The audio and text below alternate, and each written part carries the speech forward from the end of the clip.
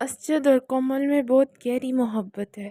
دونوں کی شادی کو 5 سال ہو چکے ہیں، لیکن ان کی زندگی میں ابھی تک نامکمل تھی کیونکہ ان کے ہاں کوئی اولاد نہیں تھی۔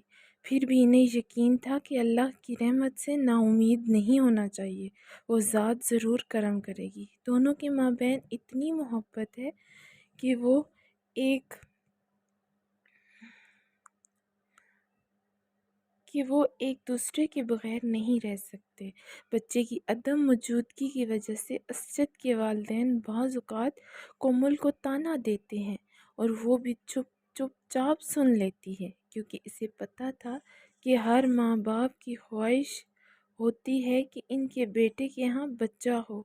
یوں ہی وقت گزر گیا اور ایک دن جب اسجد آفس سے گھر آ رہا تھا، اس نے بازار میں دیکھا ایک لڑکے کے ساتھ کومل کو دیکھا۔ کومل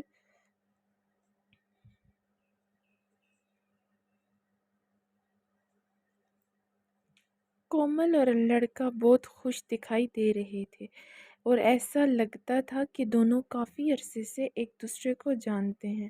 اسجد گھر آیا اور پھر تھوڑی دیر بعد کومل بھی آ گئی۔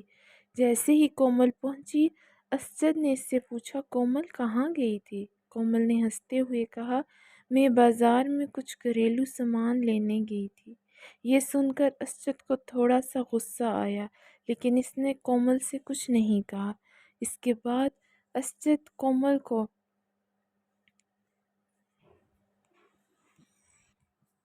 ایک ہی لڑکے کے ساتھ متعدد بار جگہوں پر دیکھتا۔ اس کے بعد اسجد نے دیکھا کہ لڑکا کومل کو گھر چھوڑنے آیا۔ کومل اس کے ساتھ بہت خوش نظر آ رہی تھی۔ لڑکا گھر سے نکلا اور پھر چلا گیا۔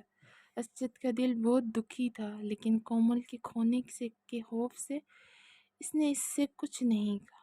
ایک دن اسجد گھر بیٹھا تھا جب کومل کے موبائل فون کی گھنٹی بجی۔ کومل باتھ روم میں تھی، اس لیے اسجد نے فون اٹھایا۔ جیسے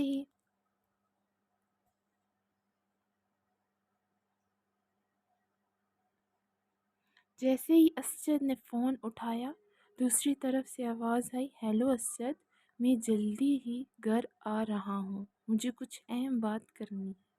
بس اتنا کہہ کے اس شخص نے فون منقطع کر دیا۔ اسجد نے سوچنا شروع کیا کہ اس شخص کو اس کا نام کیسے پتہ چلا۔ اسجد کے ذہن میں بہت سارے سوالات تھے۔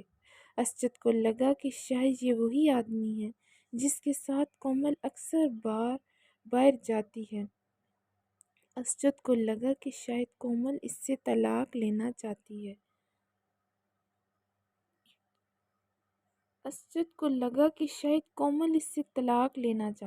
اور وہ شخص اس کے بارے میں بات کرنے کے لیے گھر آ رہا ہے۔ اسجد بہت افسردہ ہوا۔ وہ اپنی شادی کو ٹوٹنے نہیں دینا چاہتا تھا۔ اسے لگا کہ کومل نے اس کے ساتھ دھوکہ کیا ہے۔ وہ کچھ سمجھ نہیں پایا۔ اسجد کومل کے کھونے سے گھبرا گیا اور وہیں زمین پر گر گیا۔ اس دوران کومل بھی باتھ روم سے باہر آ گئی۔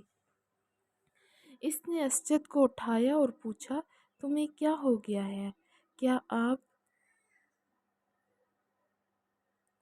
آپ ٹھیک ہیں؟ اسجد نے غصے سے کومل کو دھکا دیا اور وہ گر گئی اور اس کا سر قریب ہی رکھی ٹیبل پر لگا۔ اس کے سر پر چوٹ آئی تھی۔ کومل کوئی بات نہیں کر رہی تھی۔ اس نے کانپتی ہوئی کومل کو اپنے بازوؤں میں اٹھایا اور دیکھا کہ وہ بہت تکلیف میں ہے، جس کی وجہ سے کومل بے ہوش ہو گئی۔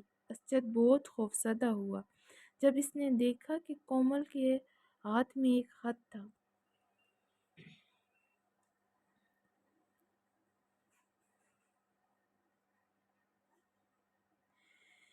اس خط میں لکھا تھا، پیارے اسجد، میں آپ کو بہت دنوں سے بتانا چاہتا تھا، لیکن سوچا کہ مجھے آپ کو سرپرائز کرنا چاہیے۔ میں پچھلے کچھ دنوں سے کسی ڈاکٹر کے پاس علاج کے لیے گئی تھی اور وہ ڈاکٹر میرا کزن تھا جو بچپن میں بیرون ملک چلا گیا تھا۔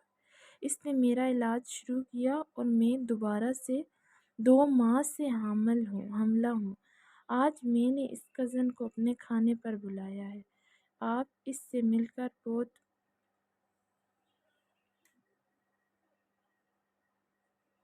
بہت خوش ہوں گے۔ کچھ دیر بعد ڈور بیل بجنے لگی اور اسجد بھاگ کر دروازہ کھولتا ہے۔